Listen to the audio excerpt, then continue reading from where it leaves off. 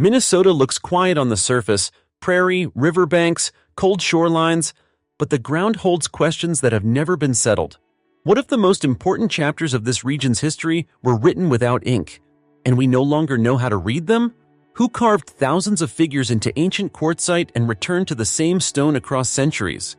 Why build a massive earthwork beside the rainy river with a tail-like extension that still resists a single explanation? And why cut symbols at Lake Superior's waterline, where the lake can hide them for most of the year? If these mysteries are real, what knowledge vanished with the people who understood them? Minnesota is rarely associated with ancient mystery. There are no towering ruins, no stone cities rising above the landscape. What exists instead is subtler and far more difficult to interpret.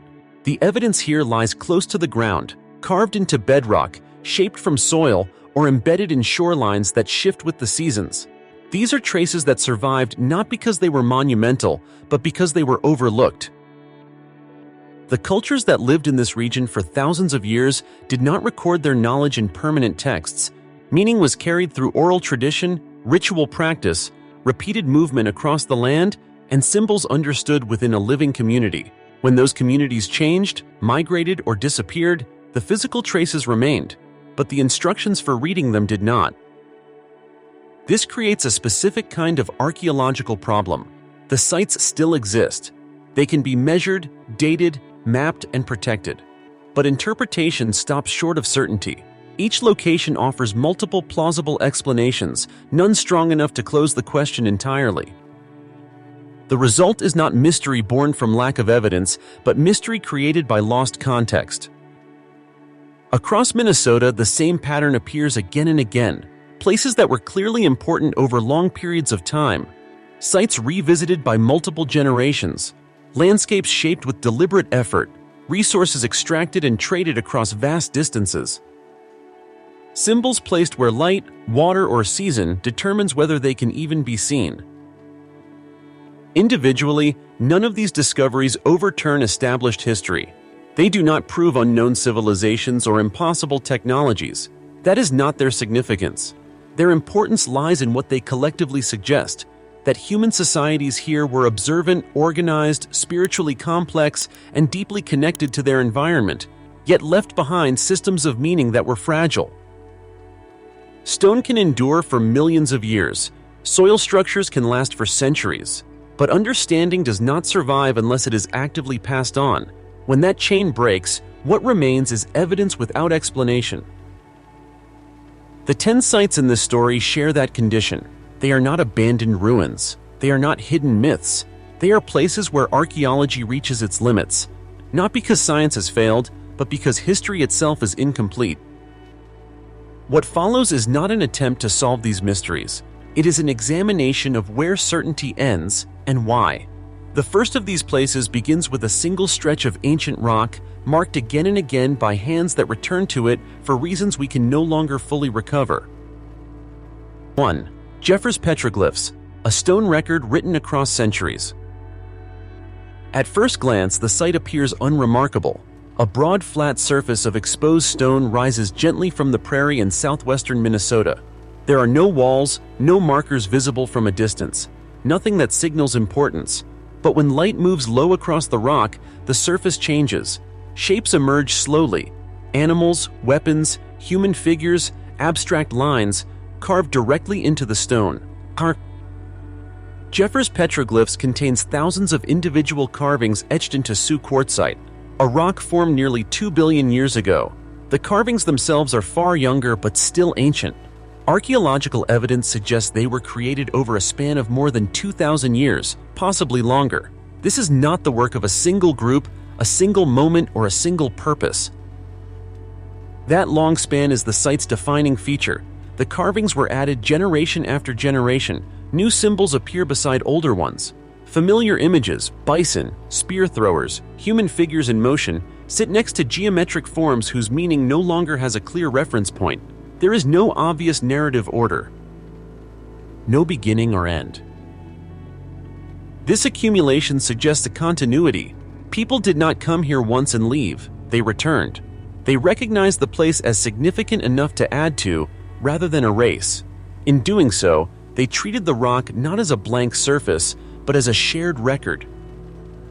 Some carvings resemble hunting scenes. Others appear tied to ceremony or belief, including figures often associated with sky or thunder symbolism in Plains cultures.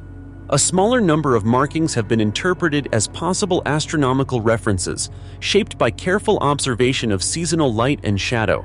None of these interpretations can be confirmed with certainty. They remain grounded but incomplete. What is clear is that the site was not casual. Carving quartzite requires effort, planning, and intent. Each mark represents time spent in one place, shaping meaning into stone. The choice to do this repeatedly, across centuries, implies that Jeffers petroglyphs functioned as more than a canvas. It was a location where memory was preserved physically, even as its explanations remained oral. Today, the carvings survive, but the system that explained them does not. We can document their form, their distribution, and their age.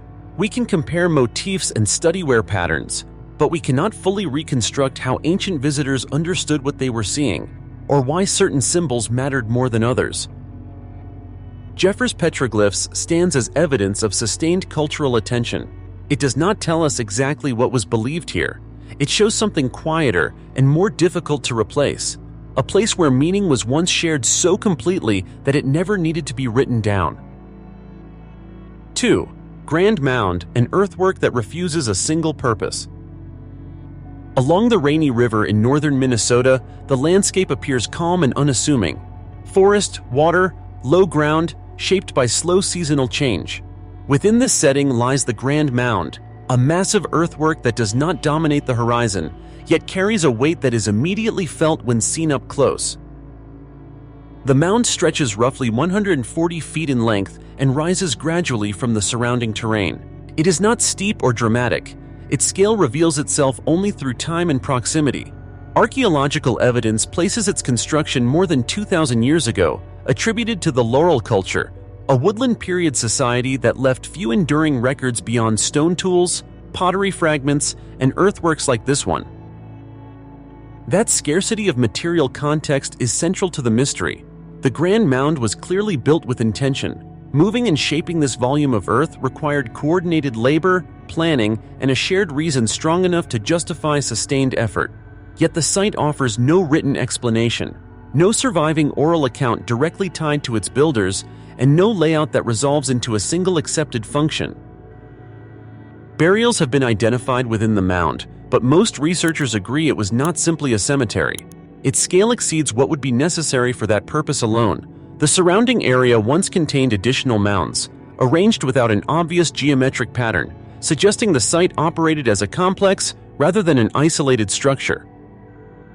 One feature draws particular attention: a long, narrow extension projecting from the main body of the mound toward the river. From some angles, it resembles the body of a serpent. From others, it appears closer to a raised pathway or ceremonial approach. Some interpretations see symbolic meaning. Others argue it may reflect natural landforms deliberately enhanced by human hands. No explanation accounts for every detail.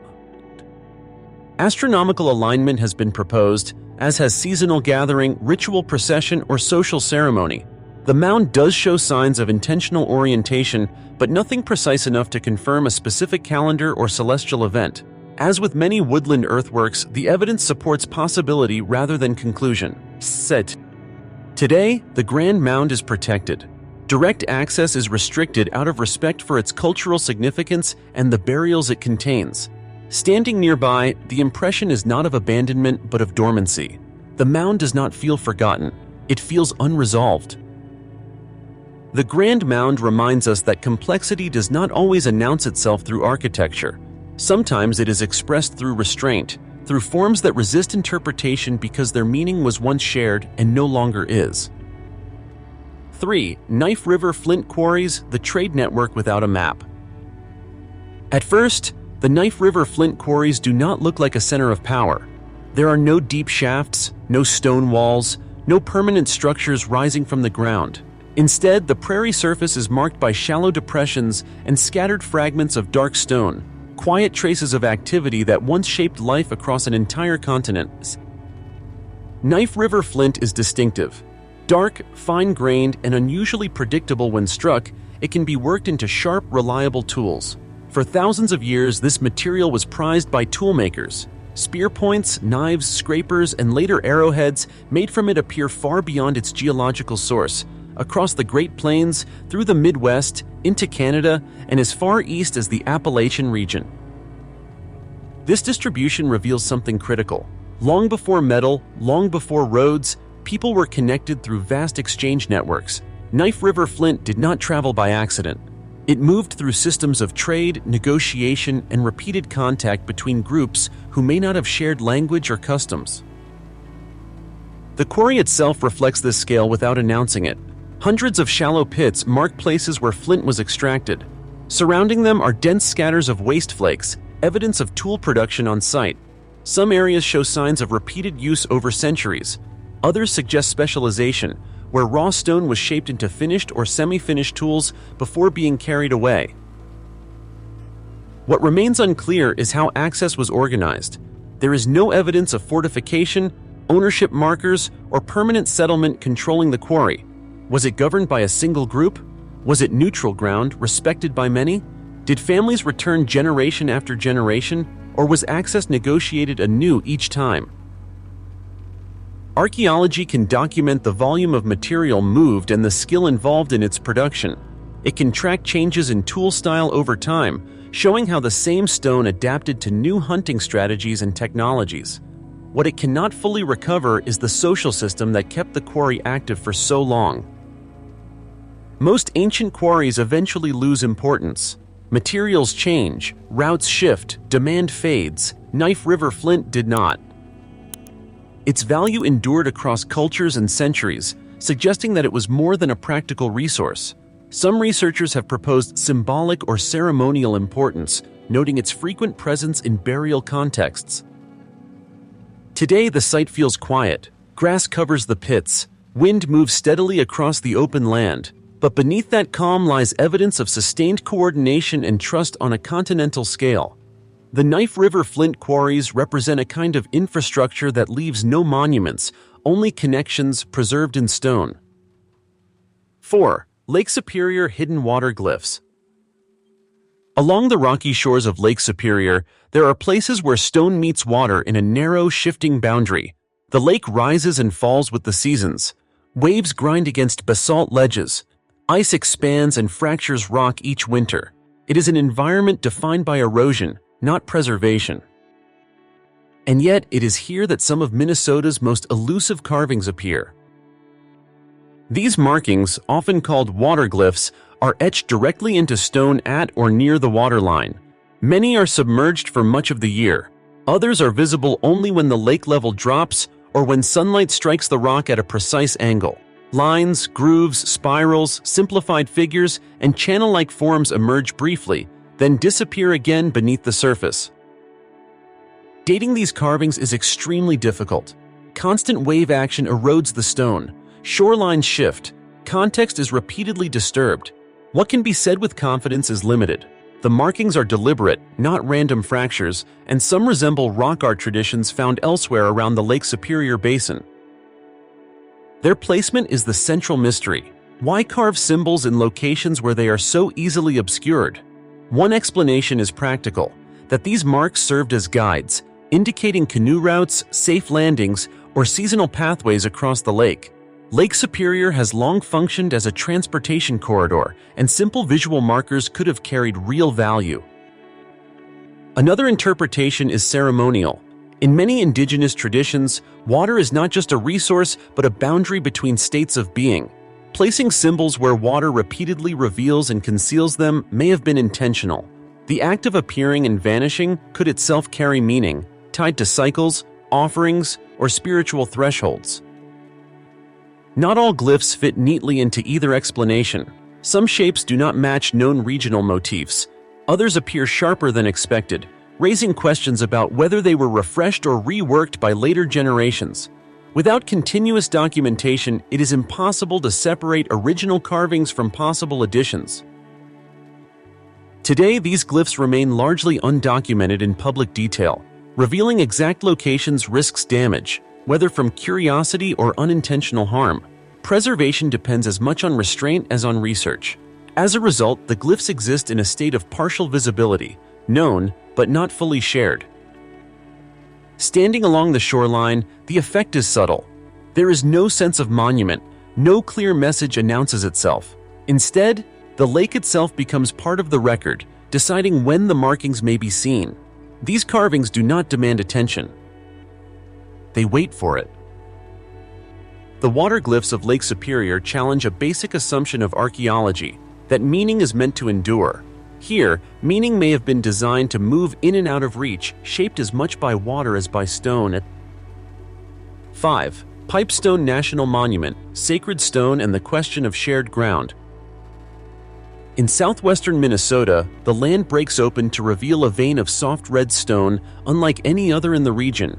Known as catlinite or pipestone, this material has been quarried for centuries to create ceremonial pipes used in prayer, diplomacy, and ritual. The quarry is not simply a resource, it is a place set apart. For many indigenous nations, pipestone was considered sacred long before modern boundaries existed. Oral traditions describe it as neutral ground, a location where different groups could gather, extract stone, and depart without conflict. That idea alone suggests a powerful shared agreement, maintained without written law, fortification, or permanent oversight. The stone itself explains part of its value. Catlinite is soft enough to carve, yet durable once shaped. Pipes made from it were not everyday tools. They were carried, exchanged, and used in moments of consequence, councils, treaties, ceremonies marking life, death, and transition. Objects created here traveled far beyond Minnesota, carrying meaning that extended well beyond the quarry. What complicates the story are the markings and features found in and around the site. Some carvings and stone arrangements do not fit neatly into known artistic traditions. Others appear symbolic rather than practical. Because the quarry was used repeatedly over long periods, separating one cultural layer from another is difficult. Later activity may have overwritten or repurposed earlier meaning. There is also the question of boundaries. If this was truly neutral ground, how was that neutrality enforced? There are no defensive structures, no clear territorial markers, no evidence of centralized control. And yet, the quarry remained accessible across generations. That stability suggests a system of shared belief strong enough to regulate behavior without physical barriers. Modern protection of the site adds another layer of complexity. Quarrying is now restricted to preserve what remains. The stone endures, but the social framework that governed its use does not. As a result, pipestone becomes more than a sacred resource. It becomes evidence of an agreement we can no longer see, but once clearly understood. The quarry does not explain itself. It does not need to. Its significance lies in what it demonstrates, that cooperation, restraint, and shared meaning once shaped this landscape as deliberately as any monument. From here, the story turns to places where even the physical evidence has begun to disappear, leaving behind questions formed not by what survives, but by what has already been erased. 6. Lake Mille Lacs Lost Mound Sites. Around Lake Mille Lacs, the land appears ordinary. Fields, tree lines, gently sloping ground shaped by farming and settlement. But historical records from the 19th century describe a very different landscape. Early surveyors and antiquarians documented numerous earthen mounds scattered throughout this region, many of them clustered near the lake's shoreline and tributaries. Today, most of those mounds no longer exist. They were leveled gradually, not through deliberate destruction, but through routine use of the land. Agriculture flattened them, roads cut through them, development absorbed them. By the time archaeology became systematic and protective measures were established, many of these features had already disappeared. This creates a rare kind of mystery, one defined not by what remains, but by what is missing. The original accounts suggest that the mounds varied in size and form. Some were low and rounded, others were elongated. A few were noted as burial sites, though documentation was limited and inconsistent by modern standards. No comprehensive excavation was carried out before the landscape changed. As a result, The cultural affiliations, functions, and time periods of many of these mounds remain uncertain. What makes the Mille Lacs region especially important is its long history as a center of indigenous life. The lake supported fishing, trade, seasonal movement, and ceremony for centuries. It is unlikely that the mounds were isolated or incidental. They were almost certainly part of a broader system of land use and belief. But because so few physical traces survive, archaeology here must work backward, from maps, notes, and memory. Even modern techniques, such as aerial analysis and ground surveys, can only recover fragments. A mound that no longer rises above the soil leaves little to detect. This absence forces a difficult acknowledgement. Archaeological knowledge does not depend solely on time and erosion. It is also shaped by timing, by whether questions are asked before evidence is gone. The lost mounds of Lake Mille Lacs do not offer symbols to interpret or structures to measure. They offer a different lesson, that entire chapters of history can vanish quietly, not because they were insignificant, but because they were integrated too completely into living landscapes. Here, the mystery is not what ancient people built. It is how much has already slipped beyond recovery, and how that loss limits what we can ever know. 7. Spirit Island, a sacred place without monuments. Spirit Island sits near the mouth of the St. Louis River, where fresh water meets Lake Superior. It is small, low, and easily overlooked. There are no towering structures, no visible ruins, no earthworks rising from the ground. From a purely material perspective, it appears unremarkable. And yet, for the Ojibwe people, this island has long been understood as a place of profound spiritual importance. According to oral tradition, Spirit Island is associated with origins, transition, and presence. It is a place connected to the movement of spirits rather than the movement of people. That distinction matters. The island was never meant to host permanent settlement or monumental construction. Its significance was carried through story, practice, and restriction, not architecture. This presents a challenge for archaeology. Modern interpretation relies heavily on physical traces, structures, tools, altered landscapes. Spirit Island offers very little of that. There are no clear habitation layers, no ceremonial platforms, no dense artifact scatters. What remains is location, continuity of belief, and the persistence of meaning through memory rather than material. To dismiss such a place as empty would be a mistake. Sacred landscapes are not always shaped by addition. Sometimes they are defined by what is intentionally left untouched. The absence of construction may itself be evidence of restraint, signaling a boundary between ordinary land and space set apart. Spirit Island forces a reassessment of how history is measured. If significance is determined only by what survives physically, then places like this disappear from the record. But if cultural continuity is considered evidence, then Spirit Island represents something rare, a site whose meaning endured precisely because it was not fixed into stone or soil. The island's story has survived through people, not through objects, and that survival highlights a limitation in historical reconstruction. Not all important places were designed to leave traces that last. Some were meant to remain quiet, known only to those who understood their role.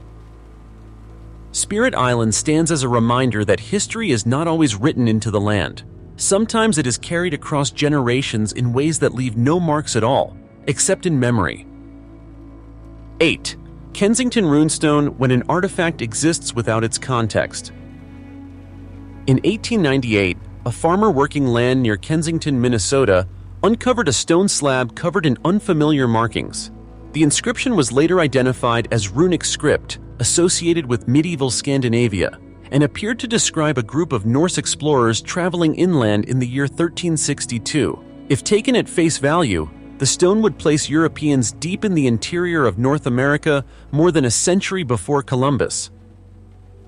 The object itself is real. The markings exist. The stone can be examined, measured, and preserved.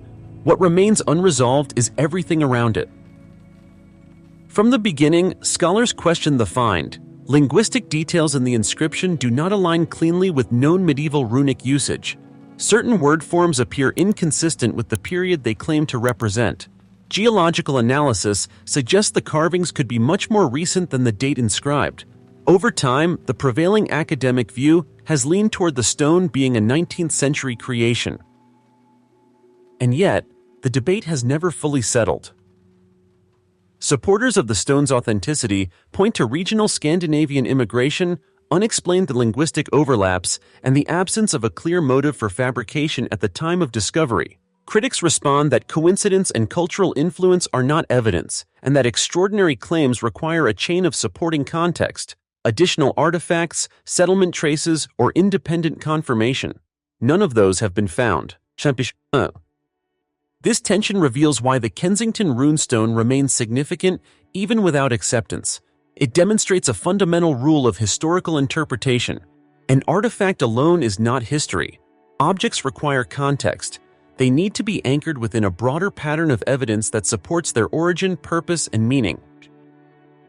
The runestone sits at the intersection of possibility and proof. It is not dismissed because it is impossible, but because it stands isolated. Without corroboration, it cannot responsibly reshape established timelines. In that sense, the Kensington runestone is less a mystery about Vikings than a lesson about limits. It shows how easily a single object can capture public imagination, and how carefully history must separate fascination from confirmation. Here, the uncertainty is not a failure of research, it is the result of discipline, and that restraint defines the boundary between what can be suggested and what can be claimed. 9. Minnesota River Valley, Stone Features. Scattered throughout sections of the Minnesota River Valley are stone features that resist easy classification. Low alignments, circular or linear arrangements. Stones placed in ways that appear intentional, yet subtle enough to be dismissed at first glance. They do not resemble fortifications. They do not fit agricultural patterns, and they do not form structures meant for shelter. Some researchers refer to these features as petroforms, stones deliberately arranged to create shapes, outlines, or spatial markers. Similar features are known in other parts of the upper Midwestern plains, sometimes associated with ceremonial use, territorial marking, or celestial observation. In Minnesota, however, documentation is limited, and many features were recorded only briefly before erosion, farming, or development altered the land. The difficulty lies in interpretation. Stone can move naturally. Freeze-thaw cycles, flooding, and glacial legacy can create patterns that appear designed. Distinguishing human intention from geological coincidence requires context, associated artifacts, repeated forms, or cultural continuity. In many cases, that context is incomplete or missing. Where intentionality seems likely, function remains uncertain. Some alignments may correspond loosely to solstices or cardinal directions. Others appear to frame open space rather than enclose it, suggesting use tied to movement or gathering rather than defense. None provide the clarity needed for firm conclusions. These stone features occupy an uncomfortable middle ground, too subtle to command attention, too deliberate to ignore entirely. They sit between certainty and dismissal, reminding us that not all cultural expression aimed to be permanent or obvious. If these stones once held meaning, that meaning depended on shared understanding, on people knowing where to stand, when to arrive, and what to observe. Without that knowledge, the stones become quiet again. Their presence is real, their message is not. 10. Hill Annex Mine, a landscape rewritten and what lies beneath it. The Hill Annex Mine is not ancient. It is a product of the industrial age, carved into Minnesota's iron-rich Mesabi Range during the 20th century. The open pit is vast, descending in stepped layers that expose millions of years of geological history. It represents labor, extraction, and modern transformation of the land. Its relevance to ancient mystery lies not in its age, but in its impact. Before industrial mining reshaped this region, the landscape existed in a different form, one known to indigenous communities long before ore was extracted. Oral histories describe areas that were approached with caution or avoided entirely, not because of visible danger, but because of perceived presence or significance tied to the land itself. Large-scale excavation permanently altered those surfaces. Soil layers were removed. Natural contours were erased. Any subtle traces that may have existed before mining Stone arrangements, low earthworks, activity areas would have been destroyed or buried without record. What remains visible now is only the industrial scar. This raises a difficult question. How much ancient history can be lost without ever being recognized as such? Archaeology depends on survival. Sites must persist long enough to be noticed, studied, and protected. Industrial landscapes rarely allow that. When extraction accelerates faster than investigation, entire chapters of human interaction with a place can vanish unnoticed. Hill Annex Mine stands as a boundary between eras. Above it, modern history is documented in detail. Below it, earlier stories may be gone entirely. The mine does not hide its transformation, it exposes it. In that exposure lies its significance. It reminds us that history is not only shaped by time, but by decisions. And once land is rewritten at this scale, the past beneath it may never speak again. When the evidence remains, but the meaning does not. Taken one by one, none of these sites overturns established history. They do not prove lost civilizations, unknown technologies, or forgotten empires hidden beneath Minnesota's soil. That is not what they offer. What they reveal is something quieter and more unsettling. Across stone, earth, water, and landscape, the same pattern repeats. People return to specific places again and again. They shaped rock with intent. They moved earth with coordination. They exchanged materials across vast distances. They marked boundaries, passages, and moments that mattered to them. These actions required planning, shared understanding, and belief systems strong enough to endure across generations. And yet, those systems did not last. Meaning faded faster than stone. Context disappeared faster than structures. Oral traditions broke. Languages shifted. Landscapes were altered. What survived were fragments, carvings without explanations, mounds without stories, resources without records, sacred places without monuments. This does not weaken archaeology, it defines its limits. History is not a complete record. It is a reconstruction assembled from what survived erosion, development, neglect, and chance. What we can study today is shaped as much by what endured as by what was lost before anyone knew to look. In Minnesota, the land itself decides which stories remain visible. A carving appears only when light strikes at the right angle. A glyph surfaces only when water recedes. A mound vanishes once farming flattens it. A sacred place leaves no trace at all. These mysteries do not demand belief, they demand humility. They remind us that ancient cultures were not simple, and that knowledge is fragile when it is not preserved intentionally. And they leave us with a final question, one that reaches beyond Minnesota itself. If so much meaning can disappear while the evidence remains, what will the future make of us once our own context is gone? The stones may last, but understanding is never guaranteed.